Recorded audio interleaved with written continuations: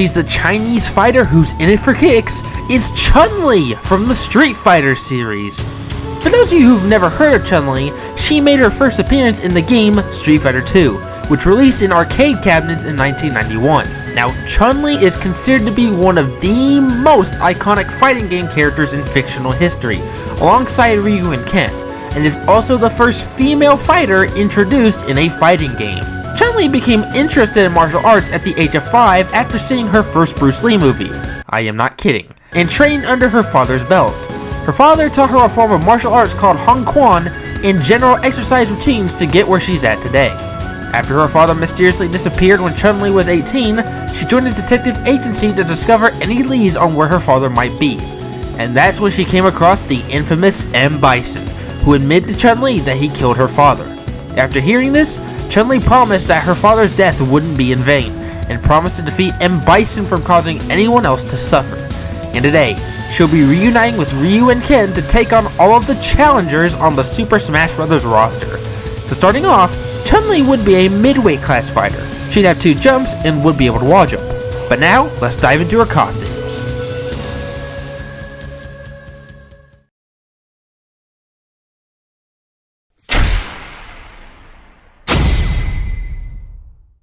Now, just like Ryu and Ken, Chun-Li has had a bunch of redesigns over the past few years.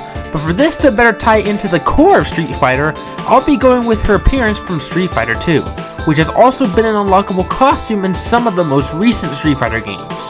So starting with her default, the default will have Chun-Li in her Street Fighter 2 appearance. The remaining also will be the various color palettes that Chun-Li gets throughout the course of the series, which have her in dark red, pink, yellow, light blue, green, black, and white. Now with all that out of the way, let's go ahead and dive into the moveset.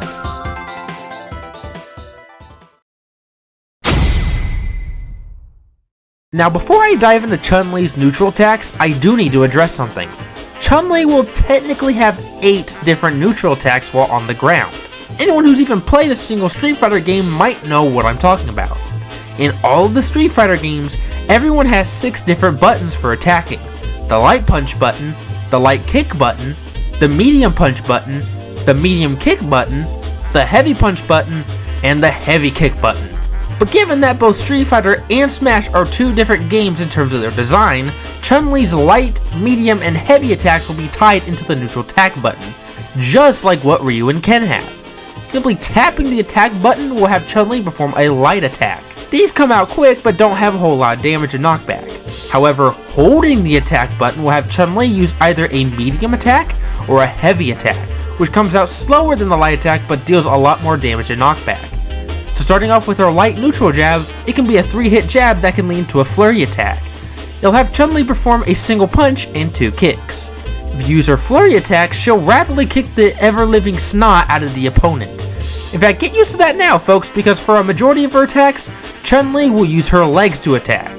For her heavy neutral jab, Chun-Li will kick forwards once, just like what Ryu and Ken do. For the light side tilt, Chun-Li will kick forwards again, but this time it reaches a longer distance. For heavy side tilt, Chun-Li will do a single punch forwards. It's a very strong attack and can launch foes pretty far, but there is some start lag. For the light down tilt, Chun-Li will perform the most well-known attack in a fighting game, the spammed crouch kick. It works just like it does in the original games, having Chun-Li crouch and kick a single time and can be spammed for as long as you want. I mean, you could spam it all you want if you want to be that type of player who doesn't value friendship. I frown on you. Anyways, for the medium down tilt, Chun-Li will perform another crouching kick, except it's a lot stronger than her light down tilt and cannot be spammed. For her light up tilt, Chun-Li will perform a single kick upwards, just like what Min Min does for her up tilt. For her medium up tilt, Chun-Li will do a slight uppercut, just like what Ryu and Ken do for their heavy up tilt. Now for Chun-Li's smash attacks, most of these will actually be her heavy attacks from the original game. So for her forward smash, Chun-Li will perform another kick, but this one is a lot stronger than her side tilt. It's so strong, in fact, that it deals high damage and knockback. Unfortunately, there is a little bit of start lag and a lot of end lag. For her down smash, Chun-Li will stand on one hand and kick with both of her legs. The hitbox on the smash tech is kinda odd because it hits right at an opponent's legs instead of all around her. Despite that, it deals a large amount of damage and knockback, but there is some start lag. For the up smash, Chun-Li will kick diagonally upwards a single time. Just like the down smash, the hitbox is a little odd because it hits an opponent's chin instead of above Chun-Li. But what it lacks in range makes up for it in power, as this smash attack has the ability to KO foes at early percentages. Despite that, it is Chun-Li's riskiest move because there's even more start lag and even more end lag than normal. For the neutral air, Chun-Li will kick her legs in opposite directions. It deals quite a bit of damage, but it does have some end lag. For forward air, Chun-Li will do a simple kick forwards, just like what Ryu and Ken do for their forward air. For the back air, Chun-Li performs a roundhouse kick backwards, again, just like what Ryu and Ken do. For the down air, Chun-Li kicks her legs a few times, just like what Snake does for his down air. This actually comes from an attack she had in Street Fighter V. And finally, for the up air, Chun-Li will kick both of her legs a single time upwards. Unlike most kicks, this is a lot slower but deals twice the amount of damage for obvious reasons. But where Chun-Li shows you that she's the toughest woman in the world is with her special attacks.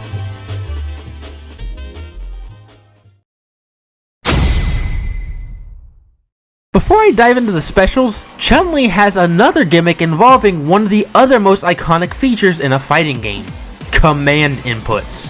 For those of you who've never played a traditional fighting game, command inputs are the key elements of unleashing a special attack. This is basically how you unleash a command input. You move the control stick into a certain pattern, like this, and then press the attack button, and boom, you just used a command input. For Smash, just like Ryu, Ken, Terry, and Kazuya to some extent, Chun-Li will have the ability to use command inputs for 3 of her specials. Don't worry though, you don't have to use command inputs to use your special attacks. You can freely tap the special button, no input needed. However, if you want a stronger special, then I highly recommend using a command input. So for her neutral special, Chun-Li will shoot out a small fireball known as her Kakoken. Kakoken is essentially a weaker version of Ryu and Ken's neutral special, Hadoken. She shoots it out from her hands and it flies forwards pretty quickly. If those of you who want the command input for it, this would be the input for Smash. It has changed throughout the course of the series, but I want this one to be pretty simple to use. Now for the side special, Chun-Li will perform another one of her most iconic abilities, called the Spinning Bird Kick. This side special acts a lot like Ken's side special, having Chun-Li deal multiple hits of damage until the final hit while moving forwards. However, the big difference between this move and Ken's is that hers travels a lot farther and faster, but deals slightly less damage. And again, for those wanting the input, here it is. Now for Chun-Li's down special, Chun-Li will jump a single time and slam her legs downwards. This down special acts a little bit like Terry's crack shoot ability, having Chun-Li get some forward momentum while dealing 2 hits of damage. Unfortunately, if Chun-Li uses this on the edge of the stage, she'll more than likely lose stock. On the bright side, this move is surprisingly strong, dealing a large amount of damage and knockback. Now, unlike the other specials, there's not a command input for this special, so feel free to use the special without needing to use a command input to make it stronger. And finally, for Chun-Li's up special, she'll spin her legs upwards multiple times. If this up special sounds familiar, then you're probably thinking of the Mii Brawlers up special where they do just that. However, to make sure this isn't an exact copy, Chun-Li will rise higher into the air and won't go into freefall after using this up special. She can also move slightly left or right while the up special is activated, and just like the neutral special, there is a command input for it. And now, for Chun-Li's final smash. Chun-Li's final smash will be Hayakusen and Kikosho. Just like Ryu and Ken, Chun-Li here has 2 final smashes, one for right in front of opponents and one from far away. If Chun-Li happens to be right in front of an opponent, she'll use her super art called Hoyokusen. For this final smash, Chun-Li will rapidly kick at the opponents and ends with a super strong kick that is able to KO foes at early percentages. If you happen to use the final smash from a distance, she'll unleash her super art called Kikosho. For this final smash, Chun-Li causes a huge explosion to appear right in front of herself, which deals large amounts of damage and knockback. Now, I know that in the original game this had a pretty short distance, but for Smash, the size of this move will be much bigger than in the original game.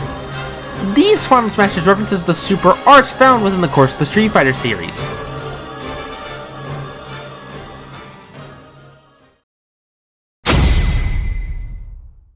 The stage of choice is the Shopping District from Street Fighter 2. This stage is flat and occasionally has the ability of dropping food, which you can eat. On both sides of the stage, there are 2 mini markets that act as a sort of wall, but you can break them with ease. In the background, various citizens will be seen purchasing food from the various mini-markets.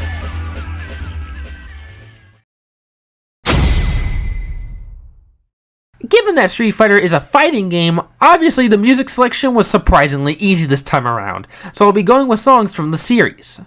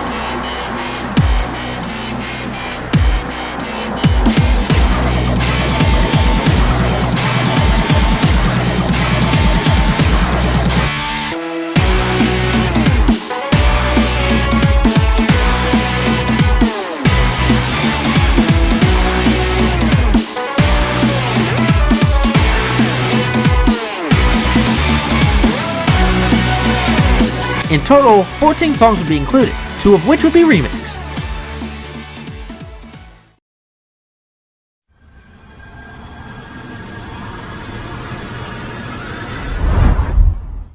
Kikoken! And that would be if Chun-Li joined Super Smash Bros. To be honest, I'm kinda shocked that the last Street Fighter we got in Smash was Ken.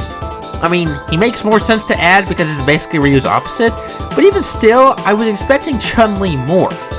Anyways, do you have a character you'd like to see be given a Smash moveset? If so, let me know in the comments down below. And while you're at it, why not hit subscribe? That way you can get notified when I put out any Super Smash Bros. Moveset videos. As always, thank you all so much for watching, and I'll see you all in the next one.